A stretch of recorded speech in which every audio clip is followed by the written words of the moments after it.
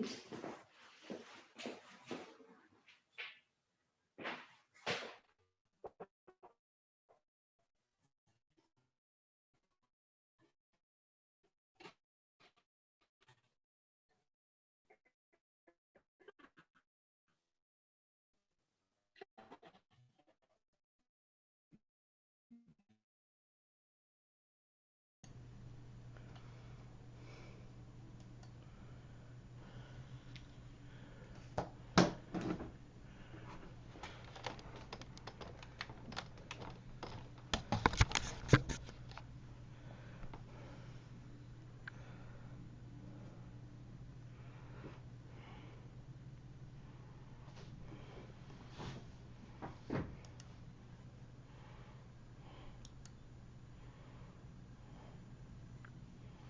Oh, there's Sam. Hi.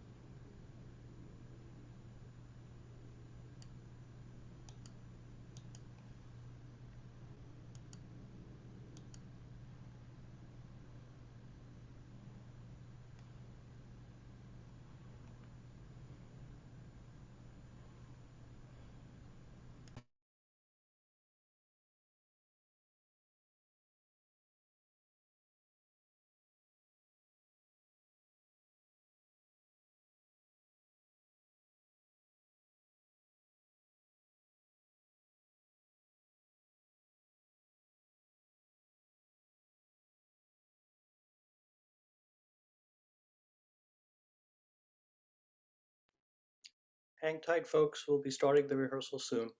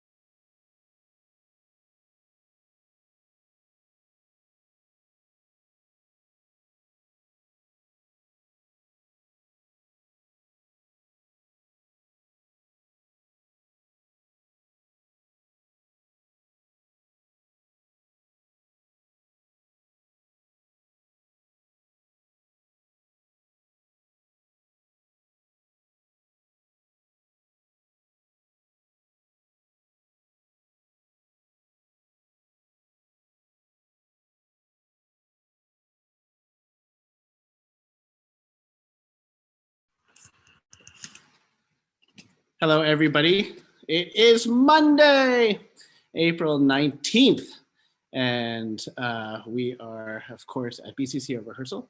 And this is a special rehearsal because we are going to be joined by the composer, Sam Wu, who has written a piece for BCCO. We've commissioned him to write a piece for BCCO. He's going to be joining us today to talk about the piece, and we're going to explore it for a little bit. We spent a bit of time talking about how to look at new works, especially this semester, where a lot of works that are written by contemporary living composers. And of course, we looked at what we do to analyze it, so to say, and see what the heart of the piece is. Now, you notice that we actually have 74 people right now, And that's because, as in the previous weeks, we were doing Jack Trip, and that's funny. Let's see. I'll speak closer to the microphone. So we're trying to use Jack Trip, of course, and those participants that are using Jack Trip, I think it's actually over 70 people are in another room. So I'm actually going to be speaking a little bit to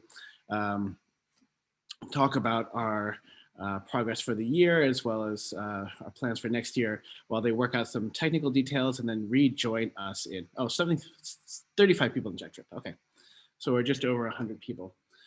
So, of course, when you're looking at new works, it's something I say often is that there are, it's very different than Mozart or Beethoven or Haydn, for instance. Those composers were composing within a musical style. And, sometimes it's hard to distinguish Haydn from Mozart. Mozart or Haydn, because they're actually writing with the same structures, they're writing with the same sort of stylistic and harmonic patterns and whatnot. And of course, their personalities do show through, but they are using the same musical language. And what they say might be different, but the musical language in which they write is very similar. But nowadays, composers, not only are they trying to figure out what to say as composers and as artists, but they're also trying to figure out what their musical voice is. And so you're actually looking at two different ways to analyze a piece. Is there a musical style that that person is connecting to, like a musical lineage or a certain stylistic way of writing? And then, of course, what is the piece about? And so we're going to be looking at that quite a bit. And of course, we're going to be starting off with a warm-up from Julia, and then we're going to dive directly into the piece. So I hope you've had a chance to maybe see a PDF of the piece. Has it been available to people, Christian? I forget. Oh, they haven't. Aha. Well, great. Then you'll be able to see it on the screen with me, which should be a lot of fun because, again, it's to me, it's like opening up a new book, right? It's a whole nother world that the author is inviting you into. And the same thing when we look at a new work. There is, of course, a lot of depth in musical works and a lot of hours that go into a composition of a piece. And so it's going to be, I think, a lot of fun to check it out. We have a couple minutes. What else can I talk about before the people from Jack Trip come in? As you know, with the big push now, I think every person 18 above can actually get vaccinated. And the big push towards global vaccines or whatnot, what did Gavin Newsom said, June 15th, he's hoping that all activities return. And so even if that's delayed for a while or there's a variance or whatnot, next semester, we have to start discussing how things are going to be if we start to have in-person rehearsals. And maybe there's a contingent of people that are still a little bit worried and want to do things virtually. We might be able to do a hybrid model. For instance, if we have people that are participating virtually through Jack Trip for our rehearsals, and those other people are performing are in person. I know that organizations like San Francisco Opera, even when they open up in September, they are limiting themselves to actually have half capacity for the hall. So there still needs to be spacing between people that are seated and different households or whatnot. And so I think it's really an interesting transition we're going to be making back into person-to-person contact. It's still amazing to me when you have musicians that are performing together for the first time after months and months, and how moving of an experience that is. And I'm sure we all can't wait to get to a time where we can just connect to each other musically. And even with Jack Trip, it's going to be something that is very special to connect to people in person and to hear the breath and the voices of those around you. So I think it's going to be an interesting year, I guess, academic year, performing year for us. And of course, these last months of spring and into summer, I think is something that is going to be critical to see where we end up um, in terms of performing. Travel, all these things are pretty difficult to think about now. A lot of organizations that I know are opening up in the summer, and yet it's impossible for them to plan because nobody wants to think about the next steps, but they also want to be there when places open up more often in greater capacity than we have been before. So I think, I think it's going to be an interesting time. Um, I'm involved in a project right now that's talking about artistic expression during pandemic times because, of course, the arts are to reflect our human experience and to comment upon it. I mean, like the point of art in general, right, is to connect to the experiences that we have, to push us to cause us to explore.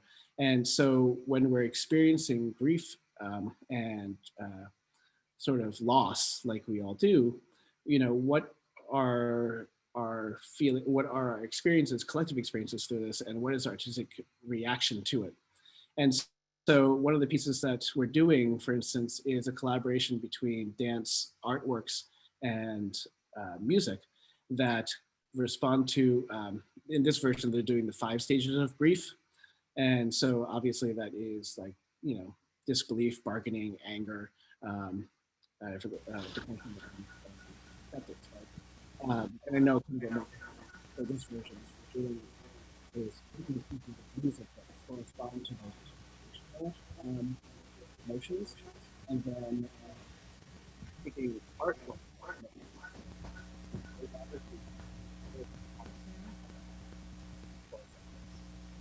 And so for me, it's really Lost the audio, Ming.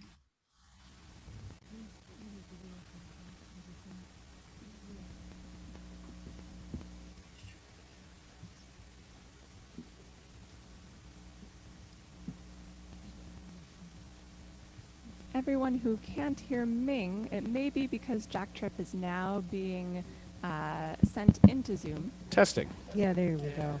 Okay, now all the Jack Trip people are back, and so I just needed to switch back to Jack Trip so we can go continue. But as I was mentioning, I think artists during this time, it's this particularly unique situation because we're all experiencing, this thing together and this pandemic together. And so sort of the artistic response to pandemic, I think, is something that's very interesting to me. So, any case, thank you for your patience as we try to get people back. And again, today we're really excited to have composer Sam Wu join us, who is going to, it's almost like a present, like I mentioned into the larger group, that we're all going to be seeing the score for the first time, and we're going to be looking at it and analyzing it and diving into it the same way that we have these other contemporary works that we've been looking at this semester. So with that, we do want to start off with sound. And so I'd like to invite Julia to lead our warm-up, and then after that, we'll dive in and introduce Sam to join us. All right. Thank you, Ming. So let's all begin with our warm-up standing as we always do. If you're on Jack Trip and you can't stand because of your mic setup, that's fine. But if you are able to stand today, please do. And just check in with your posture. Either way, if you're standing, make sure your feet are hip width apart and underneath you, right underneath your hips and not too far apart, not zipped up next to each other either. Go ahead and bend your knees a couple of times to remind yourself to keep them soft. And then let's reach up to the sky together. And imagine you're holding a giant beach ball. And while you do, like it's really like a big beach ball, so not a small racquetball or something, but really you want a lot of space between your hands here. And imagine that your shoulder blades are kind of pulling down as you're, so it's not quite the cactus, you're still reaching up, but you still have this feeling of upward sensation, maybe through the front body, and backward sensation through the back body. So you have this nice downward pull through your shoulder blades and through your back here. All right, let's bring our arms down into a T, And then let's pull our arms back towards the space behind you so that you really feel your shoulder blades pulling together this time as opposed to down.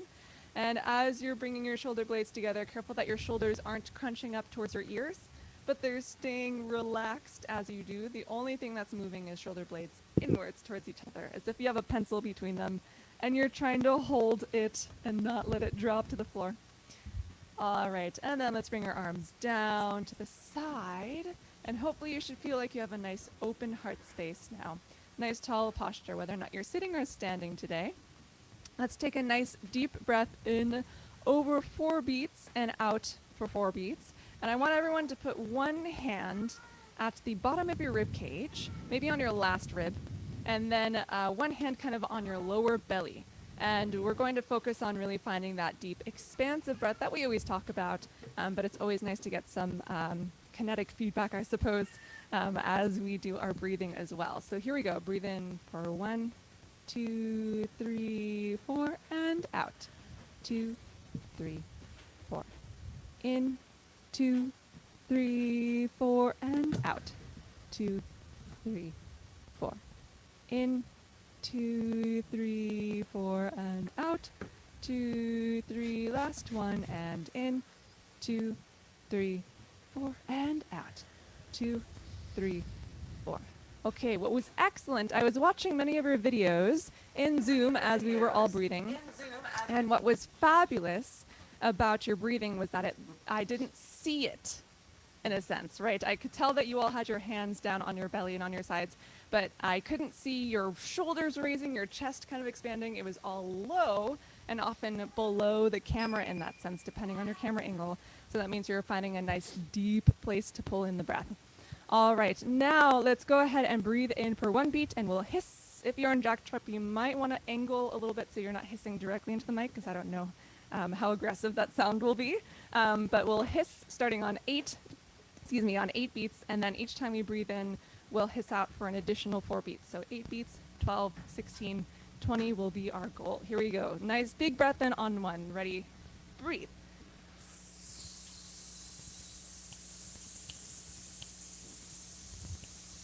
Off. Breathe. 12.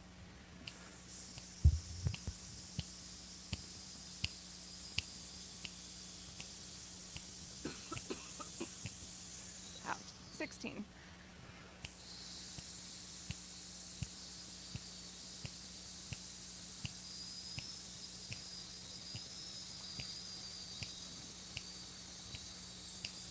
Here we go.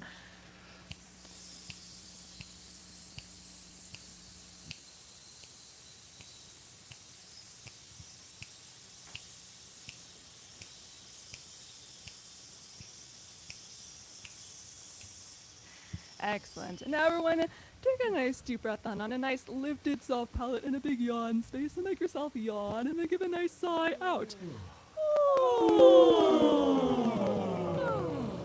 Now, with an NG space in the back of our mouth to start, we'll go ah. Everyone do that. Ah. Now the ah sound, we're gonna do kind of a vowel flow. We'll go over and over. But I really want you to focus on when you're lifting your soft palate from the NG sound. You still want a nice rounded space, so you're lifting the closed space of your soft palate and your tongue together. Springs open into a nice lifted, rounded space in the back in the yawn space. So when you go, ah, you're really lifting that space as you open up to the vowel. So let's try e with a nice E vowel. Here we go, ready, and. Excellent, and now your turn, ready, and. Excellent. Can we see if we can round that vowel a little bit so it's not a, but a. Your turn. Ready, and. Beautiful. Now we'll go oh. Excellent. Now we'll go oh, and. Beautiful. Last one. We'll go and. That's a beautiful, beautiful sound. I know it sounds a little funky, That's what choral warm-ups are for.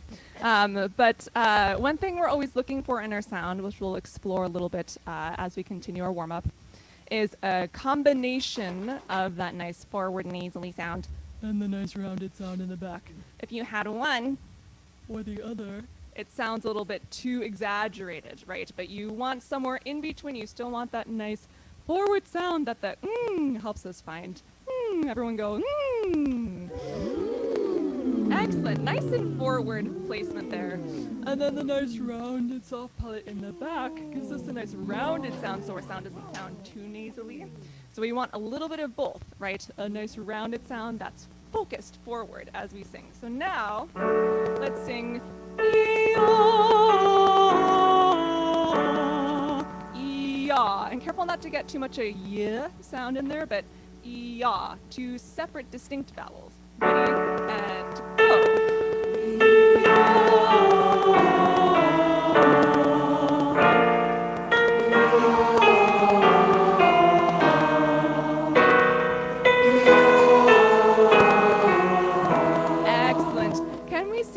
I hear a very beautiful forward placement of your sound. Can we see if we can round both of the vowels a little bit more? So we're rounding our embouchure, bringing the corners of our mouth in, which is hard to see with my microphone in front of me, so I'm going to do it again outside of my microphone.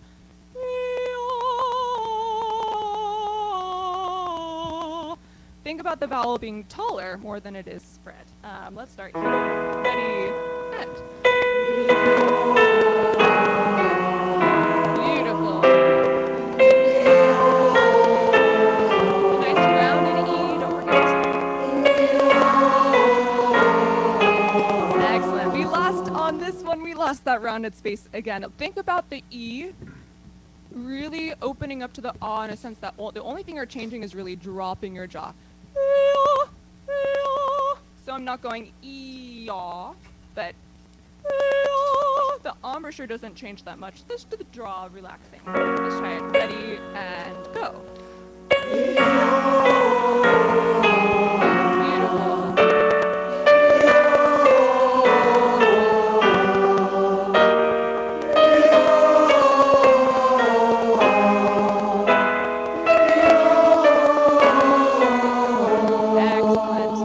Jumping back down here, we'll sing.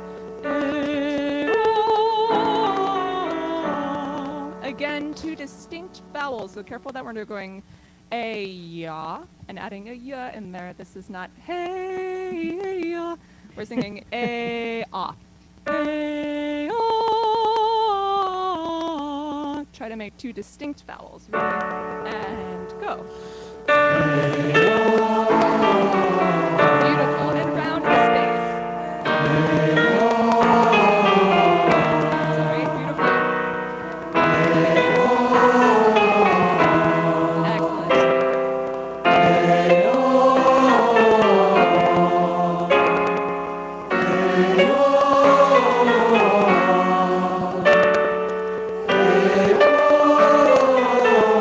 Excellent. We'll do a few more. Still remember to round the A as well a little bit, so it's not A.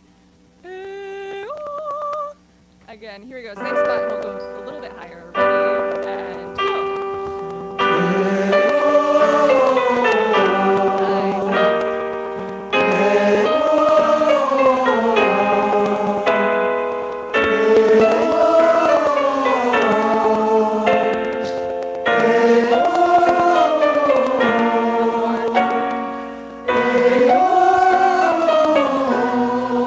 Excellent. Wonderful. Now we'll sing the vowel flow.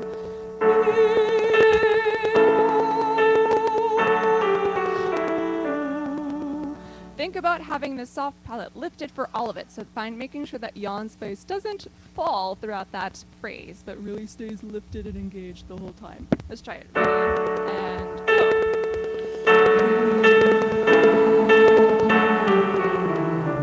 Beautiful. For some reason, I don't know if this is just me or Jack Trip, but it didn't sound like we were singing the vowels. It sounded like humming to me.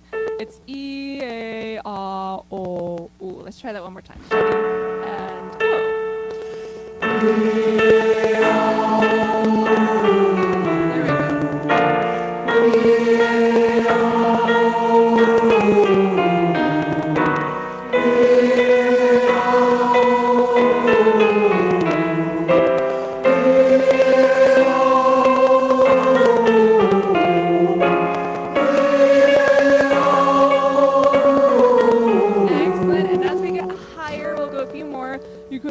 start to modify the vowels. Since all of the vowels are on the higher note now, you'll need to change so it's not just E-A-A, but ah, o, u. So instead of O, it's more like O, a little bit rounder. I don't know if you could tell the difference in the way I just said it, but think about the spaces being even bigger, even more round in the soft palate, more relaxed jaw. Feel like you just went to the dentist for surgery and your back and your jaw feels nice and numb as you get higher. Let's try it right in that same spot. Ready? Or actually, sorry. Ready? And go. Excellent. Big breath. Excellent. Now we'll start on the bottom. We'll go.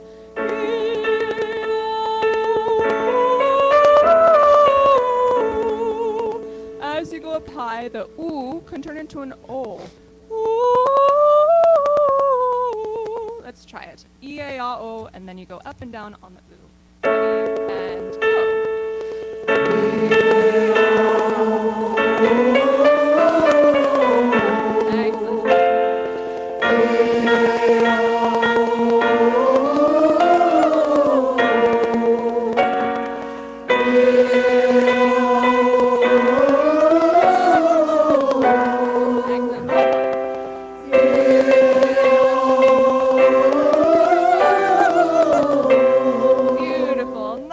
And now we'll sing On You Stay.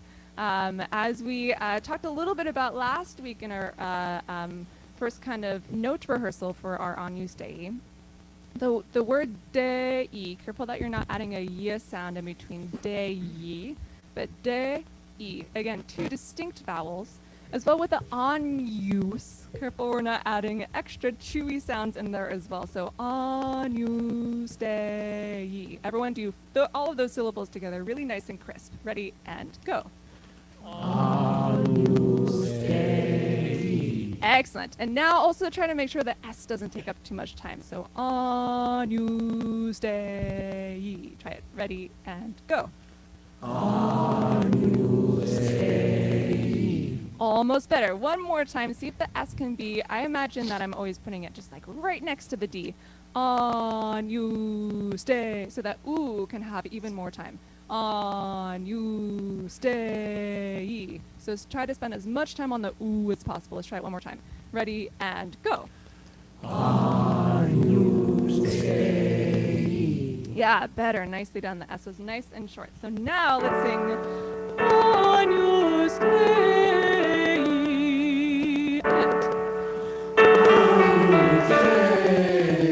Excellent, nicely done.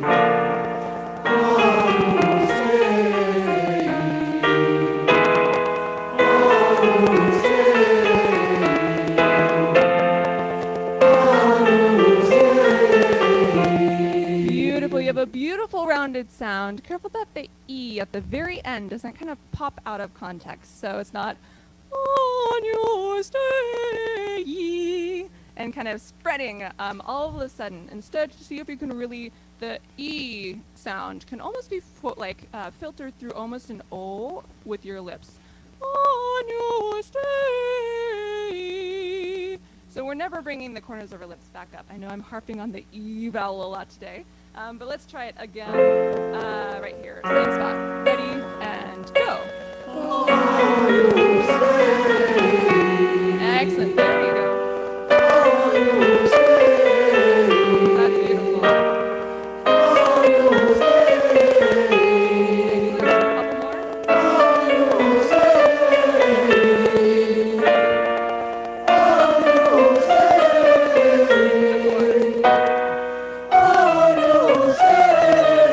Beautiful. Now let's all take a nice deep breath and let's do a siren together. Nice lifted yawn space. Here we go.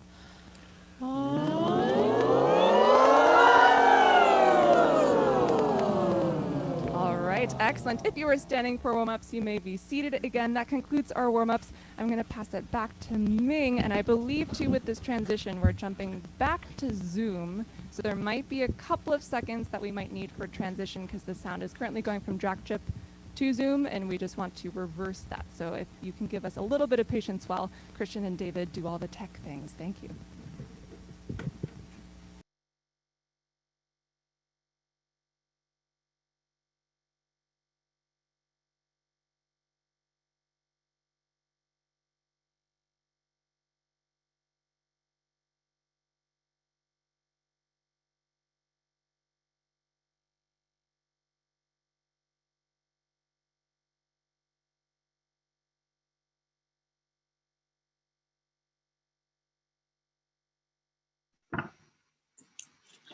Testing, can you hear me? Yes. You can hear me? Great. Okay. So like I mentioned before, we are really excited because with BCCO especially, and I think all musicians, we sort of, as I mentioned about pandemic and how artists sort of respond to those events that are around us or whatnot, the compositions that are being composed by composers nowadays, contemporary composers, is an important part of sort of the development of music and being able to comment and create new works, based on our contemporary experience, I think is really important, especially because, like I mentioned, it's not like Mozart or Beethoven who are working within existing forms. You're really actually looking for a composer's voice as well as what they're saying as well. And so for BCCO, we've always tried to create circumstances which we can encourage the creation of new works. And that mainly is as an organization by commissioning composers. And so we have a process in which we try to find a composer that might best fit with BCCO. And if you've been in BCCO for a while, you've known that we've done and commissioned several works over the years. And so we're really excited because Sam Wu, who is a composer that is writing a piece for us, was supposed to write a piece for us to be premiered this this year. But of course, with pandemic, that all changed. And so we're going to be premiering his piece next year. But he is here and I found him. So I'm going to add spotlight. I'd like to say hello to Sam and welcome him to this rehearsal. Hi, everyone. It's so nice to be with you all. It's so great to see you. I think this is the biggest Zoom call I've been on. So that's a first for me. Yeah, it's a lot of fun. It's a Monday rehearsal that we normally have with BCCO. In normal times, we are in person. Usually we're around, like 180 to 200 people or whatnot. And so Zoom, we've been able to have a large group with us. But as I know, we actually haven't had a chance to look at the piece, and this is going to be part of the fun, because to me, as I mentioned in the beginning, it's very much like opening up a new book, right? You don't know what the style of prose is that the author is going to use. You don't even know, well, in some cases, a lot with me, I don't know actually what the story's about, just that somebody recommends a good book and I want to explore it.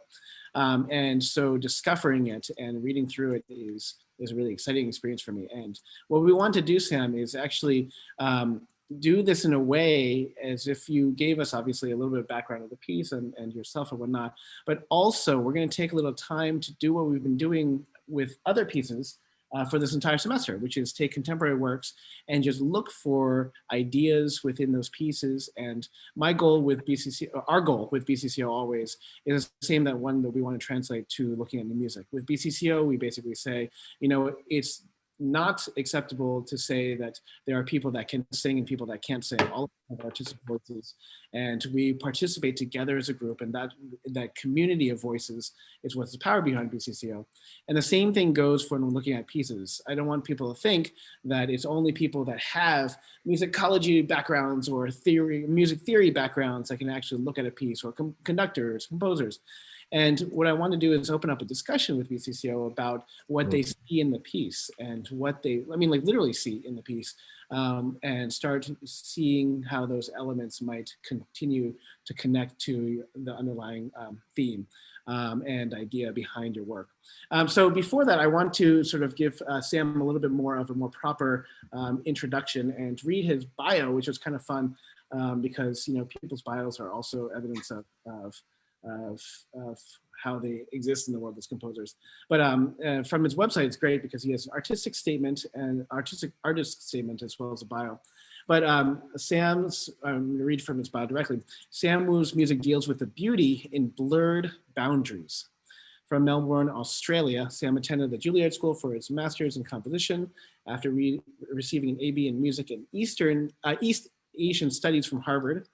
And his teachers include Tan Dun, Robert Bazer, I'm sure I'm pronouncing these names wrong, Richard Baudouin, and Derek Bormel, and Chaya Chernowin. and he was selected for American Composers Orchestra's Earshot Readings. It's a winner of the ASCAP Morton Gould Young Composer Award, first prize at the Harbin competition, and an SCI ASCAP commission. Sam Wu was also awarded Harvard's Robert Levin Prize and Juilliard's Palm Dixon Prize. And he has collaborated with organizations in 5 continents, most notably with Melbourne, China National, Shenzhen, Suzhou, Shanghai International Arts Festival, Harbin Symphony, Sarasota Orchestra, New York City Ballet, National Center for Performing Arts in Beijing, Shanghai International Arts Festival, Asia Society, the Parker Quartet, violinist Miranda Coxon, Shen Master Wu Wei, and Pipa Virtuoso Wuman. And then his music has also been featured on the National Geographic Channel, Business Insider, Harvard Crimson, Yale Daily, Asahi Shimbun, I don't know that one, People's Daily, and CCTV, amongst others. So again, that's a formal introduction, but welcome again. And you can read it. You can read the whole thing there. I was trying to get through it because I don't want to take up the entire rehearsal just reading his bio. But we're really excited to have you here. And what I want to do next quickly before we ask you some questions is I want to,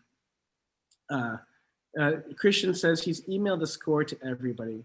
And what I'm going to do is open up the full score and show you what I usually see in these works.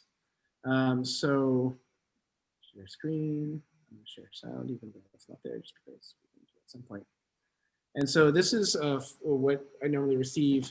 Oftentimes we'll receive many scores in the mail, and we'll have a chance to kind of read through it really quickly, or if I'm judging a competition or reviewing things for other people, you know, basically get an idea of the works.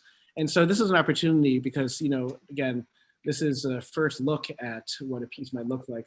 And like I mentioned, Christian has sent in, I think it's emailed the piano vocal to everybody.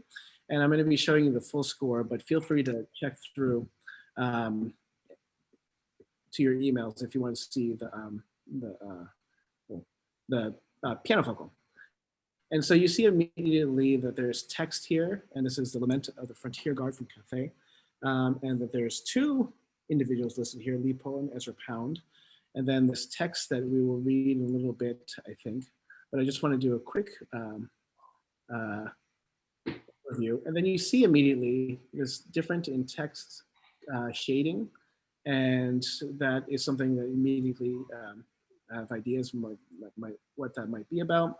And you note this little note here, lines in gray are omitted from this musical setting, which is interesting because the first thing that I see then are certain words that stick out or certain sentences that like forgotten that is definitely included, but its context around it are actually not. And then in normal scores, you'll have the instrumentation, and this is pretty normal sized orchestra. It includes harp and piano, but obviously has SATB chorus, no soloists in addition to strings. And then oftentimes with new music, you're going to see notations that are added that are not necessarily standard or might need a little bit more explanation. And especially with performance ideas and composers experimenting with how performers create sounds with their instruments, some of these things are a little bit more, need a little bit more explanation. This soltasto that you see here means to play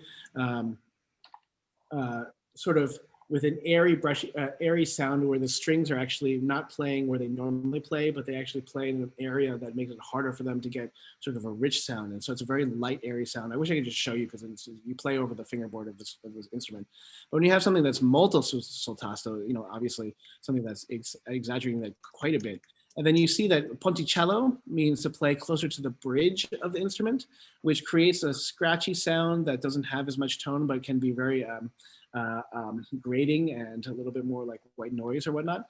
And so you can have something that's vocal, like a little bit ponticello. You can have normal su ponticello and then molto su ponticello, sometimes like for the first question I might have for Sam at some point when looking at the score is how much of that pitch actually exists, right? Because you can play a way that actually is on the bridge, which you almost eliminate the idea of pitch whatsoever, and you can actually have a sound that can be quite a bit more of the white noise aspect rather than the pitch. But you have flutter tongue, and then ordinario just means play in a normal way.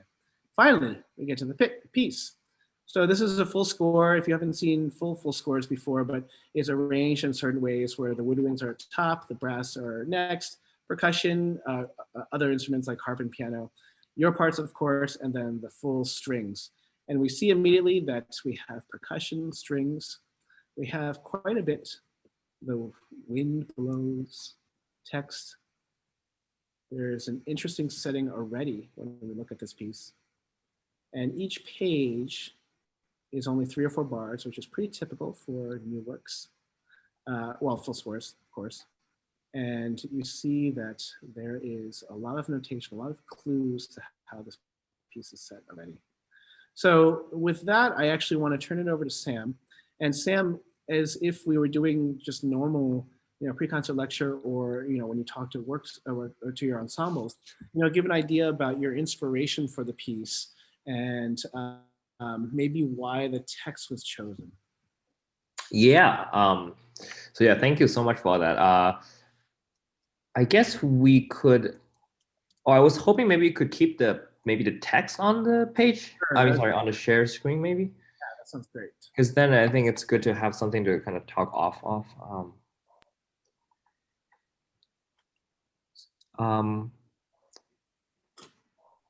So, I think, and this is something I wasn't thinking as much about until Ming actually mentioned it a little bit earlier about how, a lot of the art that we're making today, right, is really reflecting on all our experiences through this pandemic and just these very crazy times. And I think perhaps that's actually a kind of a background reason why this poem spoke to me so much. And it's a very interesting poem because, as you can see, first of all, that it has 2 writers, right? And that's really because Ezra Pound found a translation of an original poem by Lipo, so a Tang Dynasty poet from China, in the 700s, right? And Pound didn't know a word of Chinese, and he wasn't any sort of Chinese literature scholar or whatnot. So he had to actually rely on various filters of the Chinese poem, first into Japanese, then into an English translation, or maybe I think perhaps a German translation at first. So it seemed to have gone through many twists and turns until it got to him. And then he sort of, went to work, making it his own. So almost kind of like a readaptation of the poetry, but in his own sort of, a little more prose, irregular sort of verse, without rhyme or any real markers of more traditional poetry. But at the same time, in a way, still capturing that same atmosphere of, the original poem. And, speaking of the atmosphere, in general, to me, it's this, and you can see on the text, right, this sort of desolation and emptiness and also, sadness. And I think, but also mixed, of course, with anguish and anger at war. And so I felt there was something very resonant about those themes. And, just in the same way that Pound found them very resonant when he was writing this in 1915, right, during World War I. And I think he actually sent it off to his friends on the front line, and they were all in the whole, anthology that he wrote. And I think his friends that were on the front line were also seeking a lot of kind of spiritual solace, perhaps, in the poetry here. And so I find it very interesting, right, that we are kind of connecting with different timelines, all the way back to 700s Han China, when Lipo was writing about Chinese kind of troops trying to, I guess, defend their northwestern border against barbarians. and the kind of futile attempt of that, and how much bloodshed and the casualties that resulted in. Two, of course, then Pound reflecting upon World War I, right, and the futility of war in his time, and of course the brutality of World War I. And then I guess in a way, some similar sentiments and kind of something that I think made me want to write music to in our time today. And I think that connection is perhaps not something that we can totally explain or kind of elucidate in words. And I think that's where the music comes in, right? Is to have this. I think the poetry really creates this space where the music and the poetry together, so the voices and the orchestra and just the total sense of that, the piece of music, can really kind of create or recreate atmospheres within this poem. And I think that's the most interesting thing to me when I am working with text or working with poetry, is that the poems suggest an atmosphere. And then what makes the music make the atmosphere come alive and immerse audiences and performers in? What's that kind of connection there? And I don't think we can totally capture that in words, but somehow the music can, or at least I attempt to capture the atmosphere. And so I guess that's a very roundabout way of kind of introducing the piece, and also kind of perhaps my motivation for setting a poem. Can you hear me now? Yeah, that's wonderful. Thank you, Sam. One of the things that we've been doing this semester is, like I mentioned, BCCO generally, because it's a very large chorus and we perform with orchestra, the repertoire tends to be symphonic choral repertoire. Pieces are written for a large orchestra and chorus. And as a result, there's a tendency to do some of the larger masses, like requiems and works. And so oftentimes we don't actually have an opportunity to look at the text as in depth as other works, because the Requiem text, it's about the setting of the text that they're very familiar with, right? Yeah. And pieces like the War Requiem was a rich experience because the interlacing of modern 20th century poetry with the Requiem text was a wonderful exploration of this. But this semester, we've been looking at more contemporary works, and as a result, more settings of poetry. And so I'd love to open it up actually to the general chat.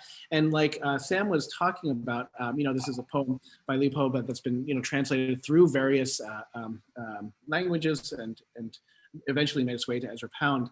But in the poem itself, in addition to what Sam mentioned about poetry, what do you hear? What stands out? What do you see in the poetry itself before we even look at how Sam said it and to what he brings to the text that's there? So, I love to get, I see some. This is fantastic that some people have known this poem before and you've memorized it. But what do you see in the text?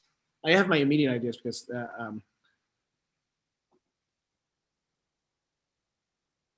Yeah, there's a certain repetition. What is repeated? Either it's certain words or sentiments. Many questions. Yeah, that's a great.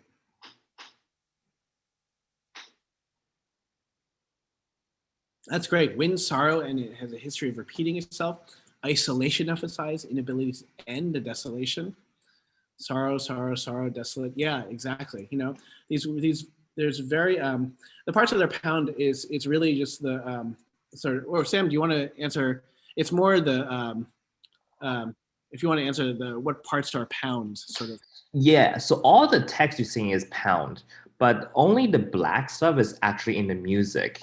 And that too, that could be actually sort of a practical decision on my part, because some words are just more easily sung or set to voices than others. But I guess the other thing about pound is there's so much inherent musicality to the words, right? Like when we talk about this repetition, the words of desolate castle, desolate sky, there's so much inherent kind of like sound kind of aesthetic there, right? Rather than just the meaning of the words themselves. And that's another thing that fascinates me. It almost kind of helps me, right? Like it makes my life a little easier because pound sort of composes 10% of the piece for me. Yeah. Yeah, and for me, I'm really into cognitive psychology, psychology, and a lot of ideas, and that sort of idea that you can actually change people's moods directly by just having them read a certain set of adjectives, right, or whatnot. And what comes across are all these words that everybody is pointing out. I mean, like, if you look at the adjectives alone, like lonely, desolate, desolate sky, bones white, thousand frosts, high heat. I mean, there's so many words that point to that isolation and desolation that everybody's pointing out. Yeah. And so it's really interesting to see, how that really, like Sam is mentioning, evokes, a certain feeling and imagery and a feeling that, we're trying to capture. So this is great. And, like the sibilances, Mars is made of blown sand. That's fantastic, right? Wind blows full of sand, Right. You were really, really wonderful. I think everybody has the, reading through the text, I want to just make sure that the bottom two, we get to see there, sorrow like rain, sorrow to go, sorrow returning, desolate, desolate fields, again, the repetition, and in music as well as spoken, in poetry, anytime there's a repetition, that obviously increased emphasis, but, in music, we never say the same things twice, in the same way. And so, trying to, when you repeat things like that, there's a very special reason for that. So I want to go through and actually start looking at, you can look at your piano vocal if you'd like to, but I've gave Julia a warning too, that have her look at this. But I want to look at, in addition to the percussion instrument here, I'm actually going to mainly focus here, but I do want to point this out so we can actually notice it. So first of all, a sizzle cymbal with brushes, and these are brushes that go and create a friction across cymbals as opposed to hitting. And so you can actually create a crescendo versus something that's hit.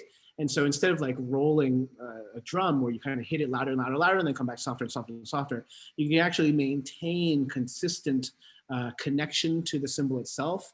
And it's through the friction and the speed that actually will create the dynamic or whatnot.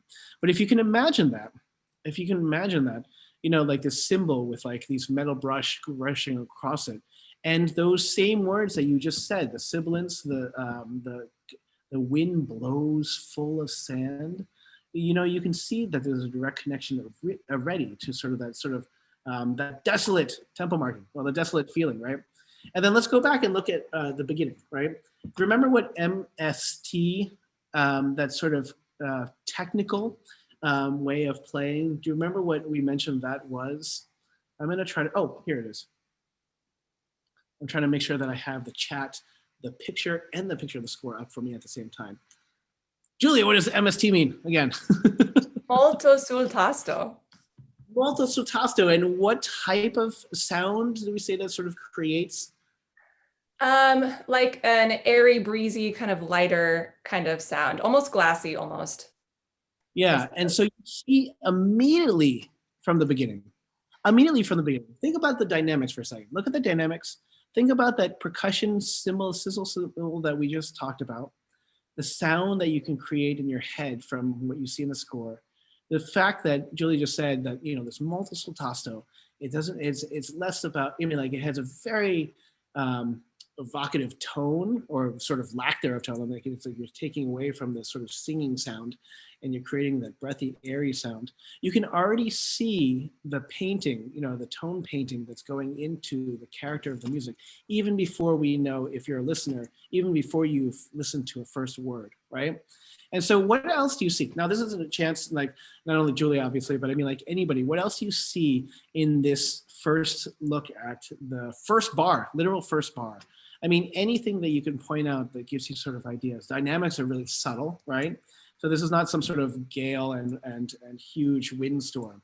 We're starting off with something that is these little pushes from pianissimo to pianissimo, which was the which was the percussion, and then you have pianissimo to pianissimo, right? And when you look at composers, there are certain composers, let's say Beethoven, when 3 letters, fortissimo, is the loudest you could possibly have. And then you have other composers like Tchaikovsky and Berlioz, where they'll sometimes have literally 7 of them. I think Berlioz has one place where it has 7 pianos, right? And that's like so ridiculous, right? So Nadine, yeah, a back and forth of the strings with simple lines, like they're transferring. And this is something that's really cool for me, because when you're in an orchestra and you have instruments sort of creating sounds at different times, you have to imagine in front of you a half circle, semicircle of orchestra musicians, of string instruments. And just imagine that the sound alternates from coming from different areas of the orchestra. And to me, as a conductor standing in a space where I can really distinctly hear the stereo, but also the full sort of half circle of musicians in front of me, it is very, very evocative, right? It's just like little gusts of wind from all different places, right? And you can sort of connect to that. So this is immediately, connecting to obviously the text that the chorus starts to sing, the wind blows. There's a repetition of that word there too. And then, so anything else? What else do you see in this? I'm surprised nobody mentioned the other things. Yeah, cello's on a sustained note, and there's a little circle above that note, which is a harmonic, which is even less, it's another way of producing sound, which is very, very clear. Again, it's very pure sound. It doesn't have vibrato. It doesn't have richness to it, Instruments talking to each other, alternating, excellent. Notes look like sand. There is a huge, quavering notes with pulse phrasings for the voices, just the soprano and altos, right? So it's a higher, but I also want to play a little bit at the beginning, okay? And so I'm surprised that, you see the notes themselves, but can you see what, let me see if I can just play.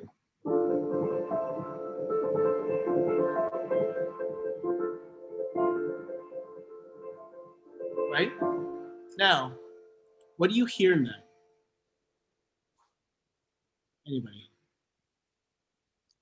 Yeah, chimes the wind, right?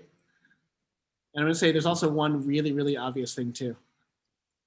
Yeah, water is great. Yeah, everybody's so poetic. Okay, I'm gonna say the one thing that sticks out. It's one chord at the very beginning, right? You're really looking at, and I think that shimmering characteristic that you're talking about is because there's an oscillation within the notes, but the chord is static. And so it's a very distinct way of setting, a piece. And then the E that comes in, and then it's being this way, and then every now and then. Right? And so let's go through. We're only looking at the first 3 bars so far. And then let's see the next page. You have the sizzle cymbal again. You have a glockenspiel, harp and piano, which, as we know, tend to be more percussive. And then you have more music here. What do you see in this? Already there's things that are different.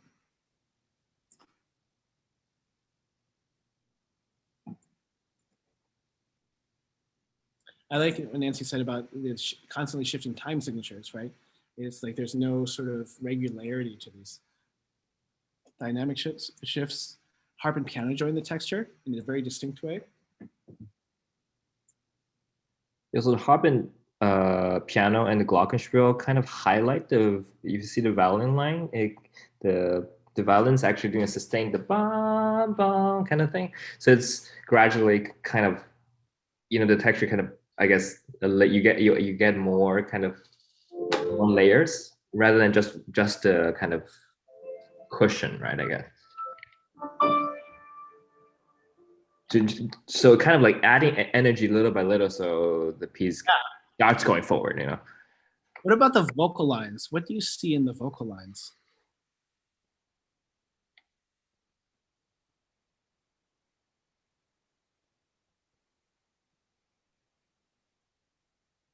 That's true. There's some sustained notes, but there's some non-sustained notes, which is part of my fun.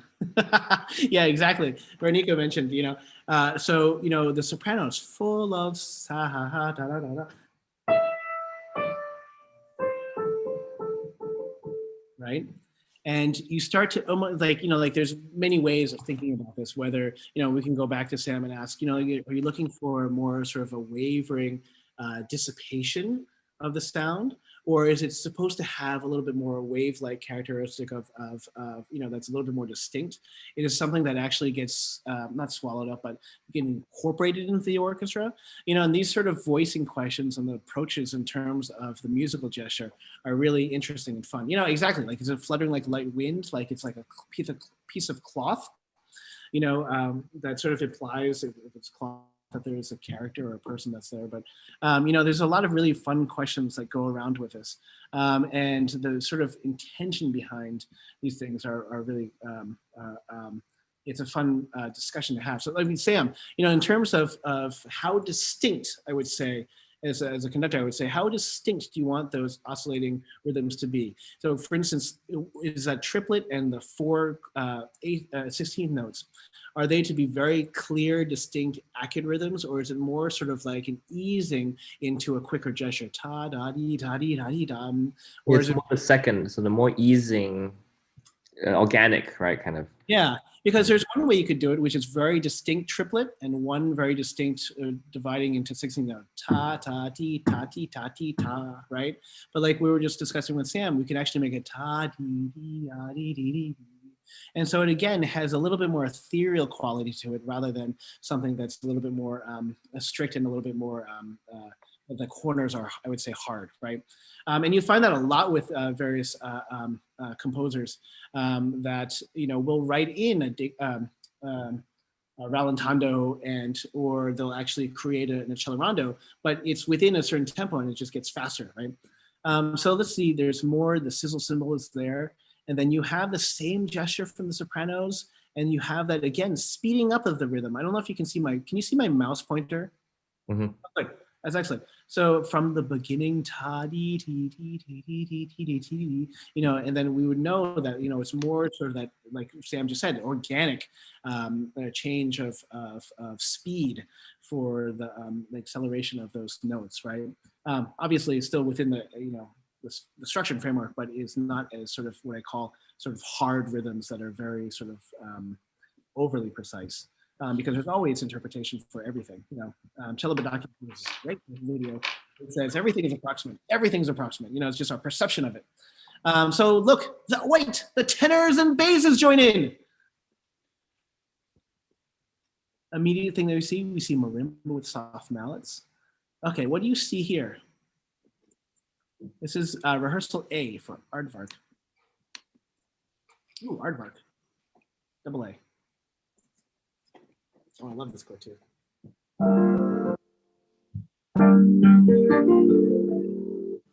Let's build in thirds. Tenors, basses, what do you see? Yeah, that there's again, that repetition, right? The sopranos and altos at the very beginning, the wind blows, they have a direct repetition of it too, right? What else do you see in the performance aspect of this? Yeah, exactly. Yeah, Julian mentions that sospiro, we say in Italian, the sort of sighing. The trees fall. There is a glissando, which means that the pitch glides down. And yeah, exactly. It's actually, the bass is louder, the repetition. So you have this really, really, again, tone painting with the word fall itself. And then the idea of sort of indeterminate pitch, as you glissando, is very much like the rhythm of the sopranos and altos. That there is sort of, again, sort of an ethereal nature to it that is less about the accuracy of certain aspects of it, but more about what it evokes, right? And there's more dissonances. It's really interesting because, again, the very opening chord was a D minor chord with an occasional, D minor 7 with an occasional E in it, right? That's the 9th chord. But then it starts expanding out, and then it has the B flat. And then you see in the basses, in the second bar of this page, expansion of this chord as the music expands, the chord is also expanding. It's really, really, really nice, beautifully evocative, And then you see that the voices also change too. And then, so yeah, of course, the falling phrases, and then we start to see the change for the change of the phrases for the voices, right? As it starts expanding out. So, this is one of my favorite things to do, is do for competitions, and when I review scores or whatnot, they always come with the MIDI, and I want to look at the score before I see the MIDI, hear the MIDI, because it's also this wonderful time to basically just see, what do I see in the score, and then if it's pieces like this where like it's very clearly delineated what the various aspects are, like this fluttering of the strings, the crescendo, the waving, the crescendos and the crescendos. Oftentimes with MIDI, and MIDI for people is within is the computer basically taking the score and making a realization of it for us to hear. But of course, the voices, there's not going to be any text speaking in this MIDI version. And then of course, the sound of the computer's version of the violin could be very different. Not very different, but I mean, like it's pretty approximate. And there are certain instruments that are not as best represented and whatnot. And so the voicing is very different too than performance. So, but what I'd like to do is actually play, Christian, now some of the MIDI recording, and also, to see if your version, our collective view of what we heard, can be added to the MIDI, right? So if you imagine, it's very hard for a computer to create the sound of molto tasto, right? That's not a very typical thing that you see with pieces, and as a result, there's probably not patches that do, although you could probably make patches, it would be a lot of work to do that. So you have to imagine that sound from the orchestra from the beginning to connect to. Okay, great. So Christian says, I'll have to stop the score share, then I can play MIDI. So what I'm gonna do is I'm gonna stop the score share, but if you have access to the piano vocal that was emailed out, this is a time to open it up so that you can follow along with the music. Or you can do the other version, which is just to listen to it without the score. However, the text, you won't be able to follow the text. And so I think it might be good actually to try, if you can, follow along with the piano vocal. So as much as you can, to be able to sort of have an idea of how words are connected with the music that's happening. And again, you're going to hear the music without the text, so it might be a little bit hard to follow, especially because we said it's very ethereal, but that's perfectly fine. There are plenty of scores that I'm following along with the music. I'm just like, I don't know where this is. Oh my gosh. When I first started looking at Strauss, and I was like, this is the thickest score I've ever seen in my life. I honestly don't know what I'm listening to right now. So it's a fun experience, and you should not feel bad if you lose your place, because that will happen literally to all of us when we do this right now. So, okay, I'm stopping the share so that Christian can play. I'm gonna look at this for myself. And then Christian, let us know when you're about to start so we can have a little bit of warning.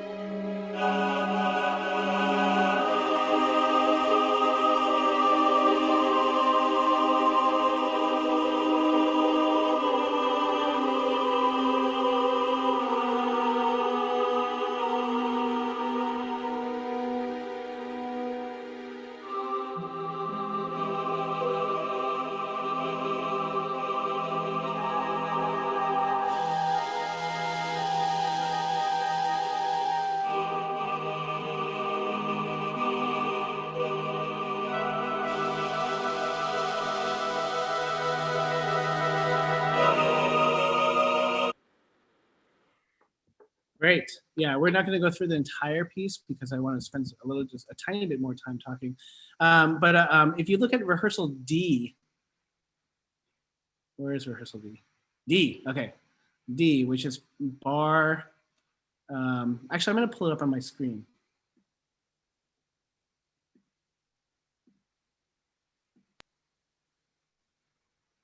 I'm going to move the picture over. I'm going to look at the chat. This is a very evocative place too, where you're saying the word desolate, right? But there's an interesting way that this is set as well. Yeah, let's go to this one too. Desolate castle, desolate, desolate. You know, the repetition's obviously there. But what else do you see in this? Especially Julia, what else do you see? Qu'est-ce que tu vois? Would you like me to just unmute or type? Yeah. No, unmute. Talk. Okay. So right at letter D, the texture I think changes dramatically. So it was a very full texture with still a lot of the oscillation in the strings, but suddenly all of the strings are holding, held notes. And sul ponte, is that the correct pronunciation? At this time, over the bridge instead of over the fingerboard, which gives it, I think, more of a grating sound than over this fingerboard. And I think it has more of like a harmonic sound as well, because you can very easily, depending on the pressure you put on the string, create actually harmonics really easily. So there's that immediately. But the wind kind of motive almost with the back and forth kind of jumps up to the flute line, which is hard to see on the screen right now, but with the flutter tongue, the flutes are kind of jumping back and forth with that sort of similar wind motive, I suppose, back and forth. And at the same time, one last thing, I suppose, the vocals, the sopranos and altos are singing like a perfect fifth, which makes it hollow sounding for the word desolate. So those are things that I find on my first glance here. Yeah, that's amazing. That's fantastic. You know, that's great. You know, there's that open fifth that she was talking about. You know, most of especially Western music is built on triads. Like we have major and minor, but the first and the fifth note of the scale is the sort of skeleton of that, and that's that sort of open fifth. And then we can change it to major or minor. But when we don't have the third in it, it's a very open feeling, right? Open, we call it perfect fifth interval, but there's an emptiness to it, right?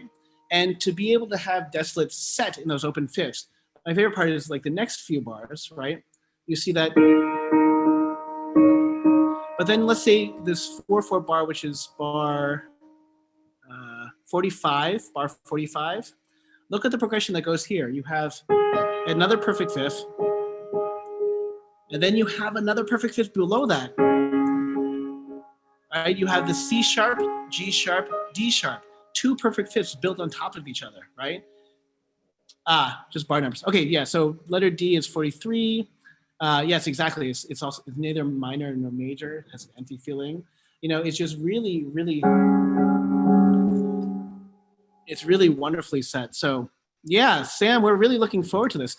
So the progression of how we're going to be doing this when we're not in COVID time is that the interaction between Sam and the chorus is really important because he is a living composer, but he is also somebody that we can talk to. I think I've told this story before, but there's this I forget what the piece is. I need to find the piece. But it's this Beethoven piece, and it has this accidental that's just bizarre. And everybody's like, that's the beauty of Beethoven. It's just like, he's unexpected. It's amazing. And then musicologists went through and they found all these scores and, all these, the saxophone was there, but they went back to the original score and they realized it was just a little ink splot that got, from the pen. And all this time they thought it was like this genius of Beethoven. It was just like a little droplet that kind of fell. But sort of, like to be able to talk with Sam, to talk about his intentions, to talk about specific aspects of the work, over the course of the rehearsal, not only we can do virtual, but we're actually, I think we're going to bring you out, right? And actually work with the chorus to talk about some of these things in specificity. And again, interpretation as we as performers do, right? Like, some of those same questions that usually Sam and I would, composer and a conductor will get together and I'll have the billions of questions and, talk about the intention of the work and ideas and say things like, for this rhythm, did you want it super exact or do you want it to sort of ease into each other like it flutters, right? And so those are the type of things that we do. And then that will inform the conductor to bring the interpretation to the chorus, right? But it's really more fun, honestly, if we have that discussion with you, with the chorus there, right? So that we all take part in it. So I don't just sort of like, just dictate from on high, but we also talk about sort of the ideas behind the musical gestures. Yeah, actually, so I know it seems like, sorry, I dropped my pen. Like just because it's on a page, it seems things are final. But for me, actually, a lot of times it's during rehearsal where I might say, hey, let's try this instead, or can we change this dynamic here? And I love that because that's really, the music's really only alive when we're hearing it in the room, right? And so I think here's almost just like the blueprint, and the house is still yet to be built, really, right? And lots of things can change, and I look forward to that, kind of, just refining process. Yeah. Again, going back to the conductor Chelobadaki, was it Stuttgart for a really long time? In any case, he said, like exactly what you said. The score is just an approximation of the music that we create, right? And so, in the creative process, if there are ways to better connect to the ideas that you're creating and the musical gestures that you're doing, there's always that flexibility, right? Mm-hmm. Right. It's really interesting because when we have, quote, period performances, which is to try to recreate performances as if Brahms or Beethoven was at the time, we have to realize that those are really just snapshots of that time period, right? And that over the years, there are many different snapshots. One of my favorites is there's a Bach work that New York City Ballet was created for New York City Ballet in the 70s. And the interpretation of the music of Bach is of the 70s. It's slow, it's huge orchestra, it's with a rich romantic style. And it's so funny hearing it nowadays when you see the ballet, because the music just feels like it's from a different era, right? It's definitely not what we consider to be period performance, and it's definitely not the standard performance of Bach nowadays anyway. And so it's really interesting to see those snapshots and to actually take part in, again, sort of that organic discussion and creation of it with you. I think it's going to be a lot of fun for us. So, Sam, this is great. It's wonderful to meet you. I mean, like we've met before, but I mean, like introduce you to the chorus. And again, this is, I think it's going to be a really exciting project for us. And I can't wait to actually be able to do it with people singing together in a room together, Yeah, thank you so much. It's been so much fun. Yeah. So great. So Sam is in Texas, right? So it is not 8:20. It is actually 10:20. So thank you for spending your late evening with us. And we'll look forward, of course, to having you come back and work with the chorus, hopefully in person, but hopefully sooner than later. So yes, hopefully. Fingers crossed. Thank you so much. It's such a pleasure. All right, see you guys. Bye. Bye-bye. So again, it's so much fun. I have so much fun talking to composers because, like Sam said, it's really a collaboration, and it was really important for him as well as me too to make sure that you're an active part of the collaboration. The chorus really is, right? Because you are the performers. You are collectively one of the performers, and so he really loves the collaborative aspect, and I think we all do too. So, and you can see he's a really great, inspiring, amazing. Talented composer. So great. Why don't we take a little break for 5 minutes or so? I think this is a time too, right, David, that we're actually going to have people sign back on to the Jack Trip server, right? And so if during the break, if you're a Jack person, feel free to sign back on to the server, but we'll come back in a few minutes and make some music. So see you in a little bit.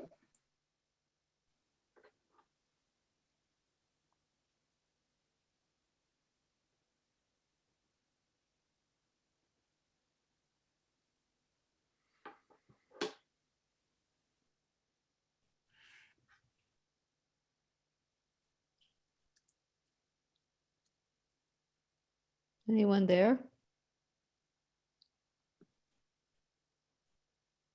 Yep. I just realized it's about war, that poem. Yeah. Yeah, indeed. I had to read through it. I didn't have a chance of I just got my selected poems of Ezra Pound out and read the poem through. 20-something and oh, so brilliant. Amazing. Unbelievable. I think I'm going to really like this one.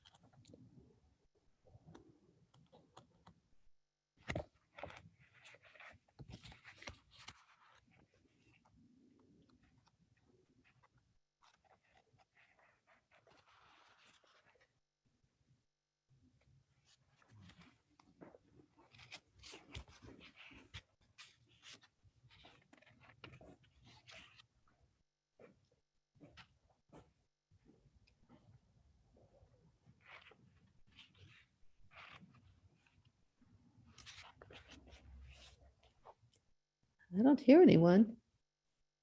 Anyone there?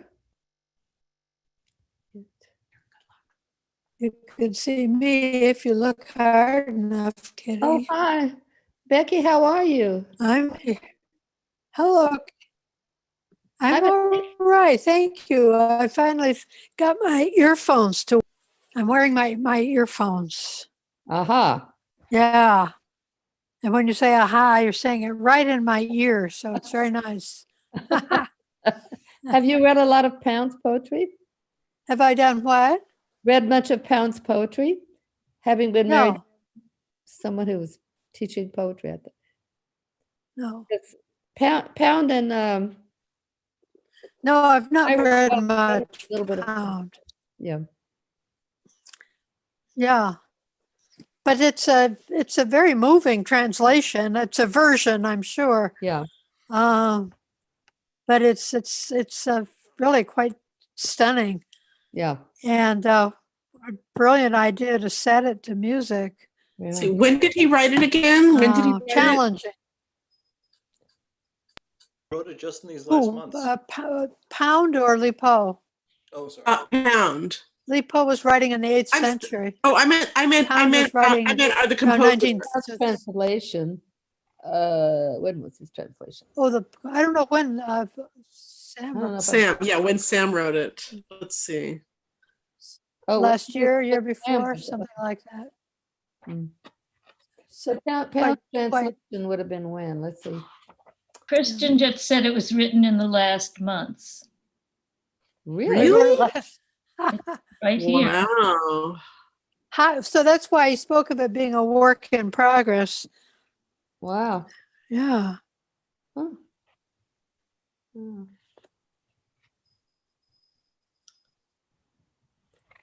I'm looking for it. Does anyone else know that River Maiden's poem, that really famous poem of Pound's, where she's waiting by the garden gate for her husband to come back? No, It's a very famous poem. It's a beautiful poem. it sounds beautiful. Let's see. Hey, we're back. I don't think the sound has been transferred over to Zoom yet. Is that correct? Yes, it has. Oh, well, welcome back, everybody. We are back in rehearsal. And I have to say that sometimes there is oftentimes a concern about new music because we're worried that it might be too spiky or indecipherable or confusing or sort of attacks the ears. And, I think the beautiful thing about music, it does reflect the entire world around us. And the entire world is not just flowers and beautiful scenery, but there are spiders, even though spiders are beautiful too. There's lots of things in the world that we want to explore, right? But again, in that, there are composers that I think really connect to these themes in beautiful ways, and Sam's work is just so exciting. I can't wait for all of us to sing it and to connect to it in a more direct way than just sort of listening to it, but actually in creation of it. Because he does have, to me, that sort of atmospheric quality to it, where he is creating the sounds of the environment through us in addition to commenting on it, right? He is very clearly building sound and creating the environment through the sound, whereas sometimes you have people that just certainly comment on it. So what I want to do before we go into sectionals for a little bit is to actually just sing through Ballad to the Moon, and again, do a more stumble through of it.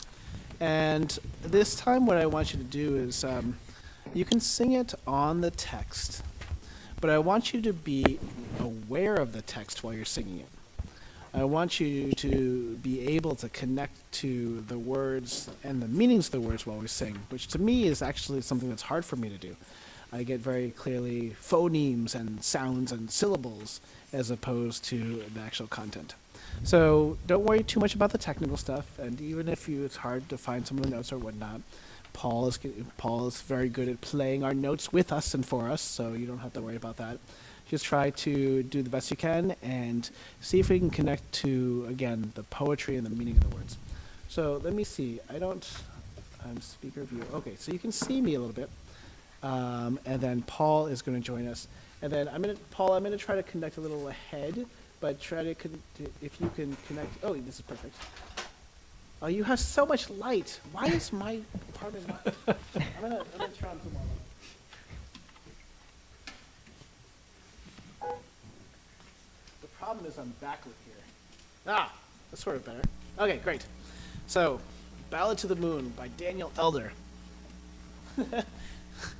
who is young, but Sam Wu was born 9 years after Daniel Elder.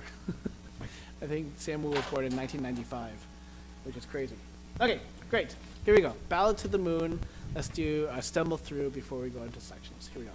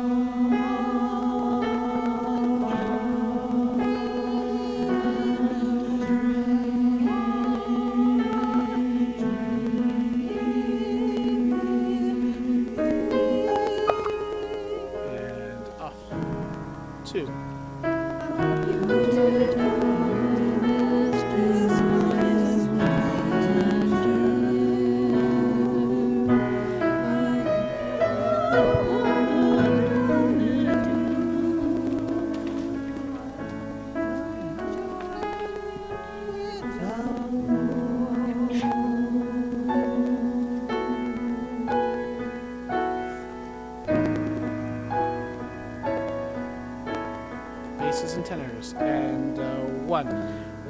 Path lies dark before my sight, and at my feet with glory light.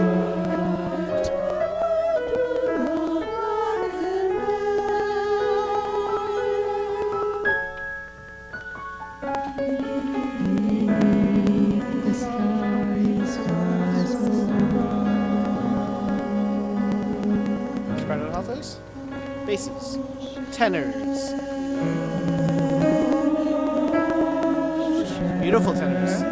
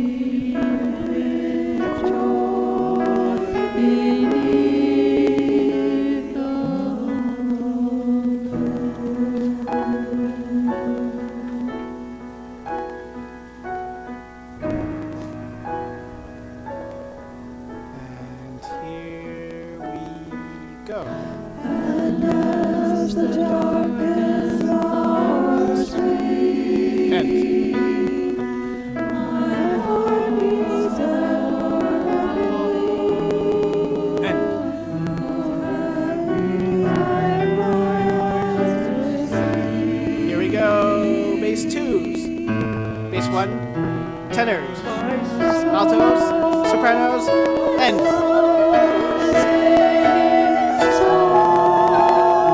tenors,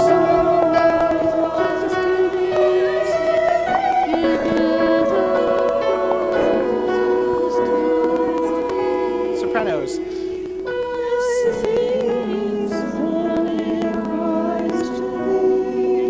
two and three.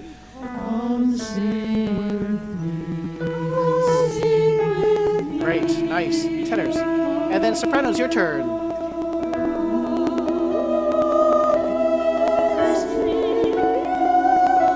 That's it? Nice.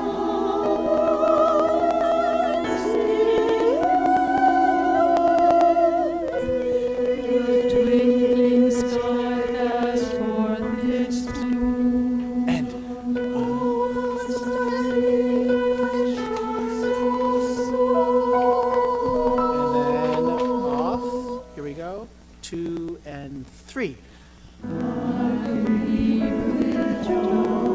And basses, altos, everybody.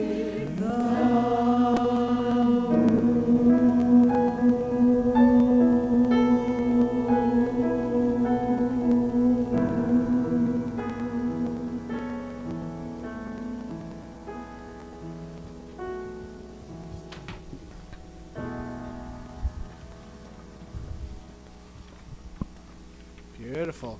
Really nice. And I know that some of the parts were uncomfortable to find the notes because we haven't gone through them that much, but it was really important, I think, to get an idea of the phrasing. And it really is nice to hear voices adjusting in time to what you hear from Paul and everybody. It's just really, really wonderful. This one always touches me a lot because when pandemic first happened, in the middle of the night when I couldn't sleep, I would just go outside and just walk around the neighborhood. You know, there's nobody else out there. It was like, 2 o'clock in the morning or something like that. But the moon would be so bright. And so I always think about this when I'm reading through this or conducting or playing or singing. And so it's a really, that first line, on moonlit night, I wander free, my mind to roam, on thoughts of pandemic. Thoughts of thee. But, it's a really beautiful piece. So what I'd love to do is go into sectionals, and this is going to be with Paul and Julia. Did we divide them? I think I divided them, right, Christian? Yeah. Yeah, okay. That's right, because you swapped. Okay, great. That was a week ago that we made those distinctions, so it just feels like a really long time ago. And then I'm going to switch back and forth between the two rooms. But why don't we do that actually for the next 20 minutes and spend a bit of time on both pieces, and maybe work backwards with the elder, so we have a little bit more time on to the second half of that piece. But okay, we're going to go off into sectionals right now. I'm pinned. I don't know why I couldn't see that. Okay, any case, welcome back, everybody. We're just a couple minutes back. Yeah, Christian, I'm in Zoom right now. Unless, no, I'm in Zoom.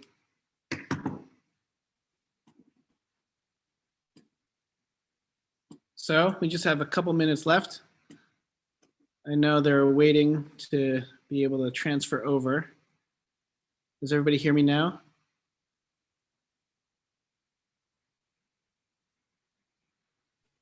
Great. Oh.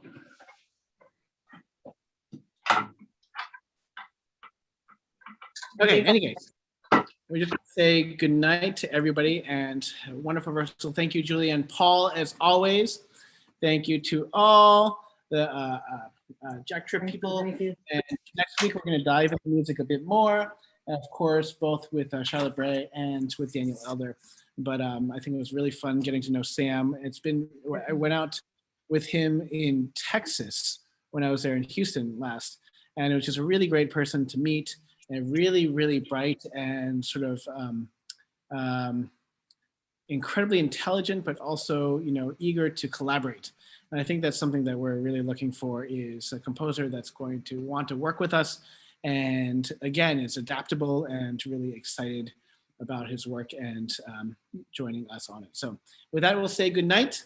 Feel free to unmute and say good night, but thank you all again. And we will talk to you all. We'll see you all next week. Thank you. That was Thank great. you. Bye. Crystal, thank you. Very Bye-bye. Bye. Bye. Hi, Laura. Bye-bye. Bye. Bye, Laura. Good night. Bye-bye. Bye-bye. Hi, Lynn. Hi. How are Hey, you? good to see you. How have you been? Pretty good. Boy, this was a nice session. Yeah. I love that young composer. What did they say? The music is just the blueprint. He's amazing. Absolutely amazing. Yeah. It was otherworldly. Yes, that's a good way to describe it. But also up tempo. It's something people will like.